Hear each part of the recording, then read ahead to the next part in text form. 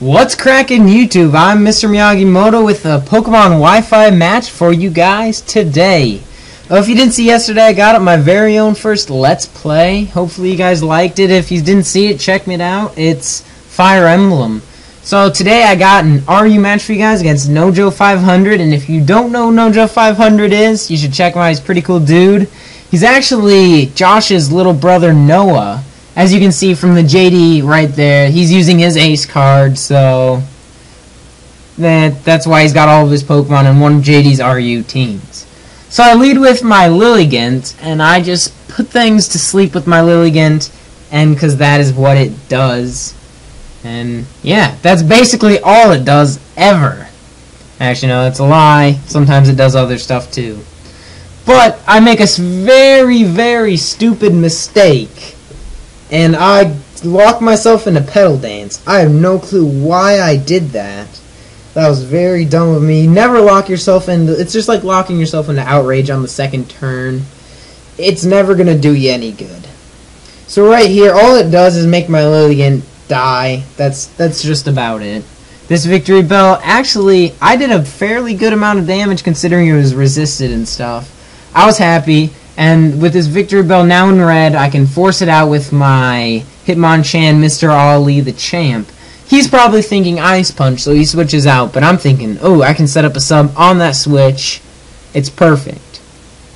Right when I set up the sub, I see this Intimidate right before I set up the sub. Excuse me. Right before I set up the sub, I see the Intimidate, and I'm just like, why? Now I have nothing to hit this thing. I can Focus Punch, hit it as hard as I can, but he can set up spikes if he wants to, but he breaks my sub right away, which I was completely fine with. I was like, hey, more power to you.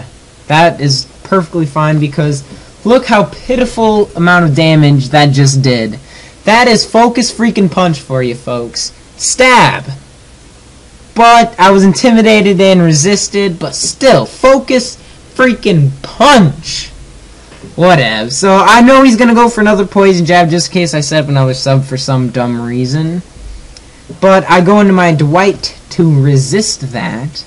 But as soon as I sent him in, I was like, oh my gosh, Waterfall. That'd do a hefty chunk, and Leftovers recovery isn't that much, frankly, because this doesn't have like rest or anything. I don't even think you can get that. But he sets up his Toxic Spikes. I'm fine with as long as I can get this thing out of the way. This EQ, I was thinking 2 EQs would do it, and I was right. That EQ did just the right amount perfectly, because I can come back, revenge kill this thing if I really needed to, which I don't right now. But another EQ will take it out. He knows that, I know that, and I know that he knows that. So I knew he was going to switch out, but I was not happy when he switched to this thing. Since I knew he was going to switch, I just took my time to spin to get rid of those pesky Toxic Spikes, because those are annoying, and they make Steven mad. So I go into my Slowking, which best can handle this thing, because nothing on my team besides Slowking can really handle this, while he sets up a bulk up.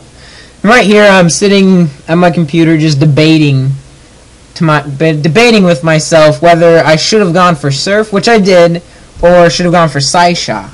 See, he'd already had one bulk up, so I was like, maybe he'll get greedy and go for 2. In that case, Psyshock is going to do way less damage than Surf is.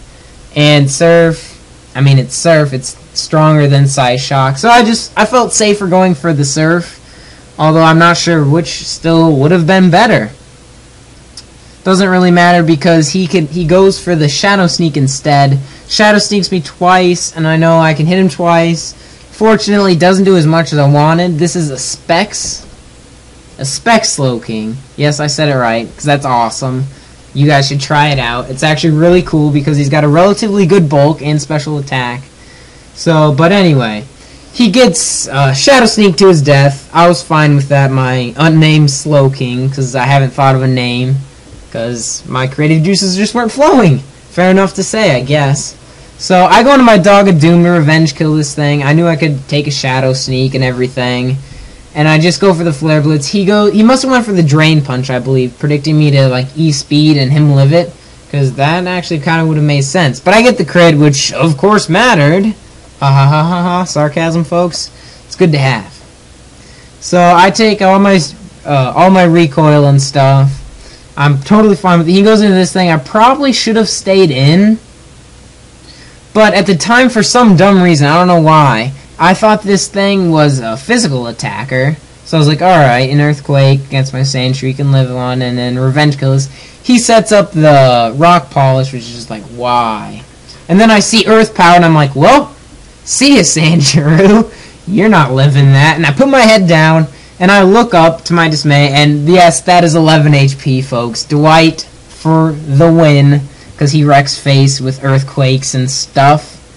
And he kills that, and I was just like, wow, folks, that just happened. That is totes cool. Living on 11 HP like a champ, getting up to 33. What a boss. So there's this thing, and I felt the need to let Dwight die because he had done his time. I know, he just lived on 11 HP. Give him a break. But I didn't want to switch out, have this thing set up like a growth, possibly, or something crazy. I don't know. Maybe it would have set up something on me. I didn't want to risk that, so I went for the EQ. And I sent in my Dog of Doom just to finish the job. So I believe he switches out, and I felt really good for going for right here. I went for the extreme speed because I didn't want to take the recoil damage because that would have been quite bad. And so I go for the E-speed, and I was just like, when it's enough to 2-hit KO him, that is perfect. I predicted that quite well. I was really happy with myself, as you can see, because I felt I've definitely in the past just been like, flare blitz everything, ha ha ha. But I didn't, which helps quite a bit. So he goes into his Typhlosion baked meat here, and I was 100% sure that, 100% in my mind, that this thing was scarfed.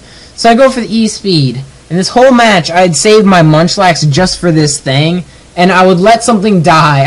That's pretty sad. I had a plan just for this thing. I'd let something die to an eruption, send in Munchlax just to make sure he wasn't going to go for the Focus Blast. But it turns out he wasn't. He sets up the Sunny Day, and I was just like, dang, that's a problem. And he goes for the Fire Blast. He misses. I'm so sorry for the hacks. That definitely mattered. But hey, I'm sorry. Hacks happens to everybody, especially YouTubers, because, you know, it's more there, I guess, if that makes any sense at all. So, just to rub in the hacks, I go for the Flare Blitz and get a crit on the Flare Blitz. Boosted by the sun and everything. I'm pretty sure that still would have killed it. Maybe? I don't know. You never know. It matters if we would have been running defensive investments or not. But I kill myself to leftovers and whatnot and recoil and everything to send in Ali, the man, just to Mach Punch the world and finish this game. That is GG. Hope you guys enjoyed. Check out my Fire Emblem Let's Play. Any feedback on my videos, on my Let's Play, really anything. Feedback, I love it. I come home and I'm just like, yes, comments. I don't know. Peace out, YouTube. Stay golden. Pony.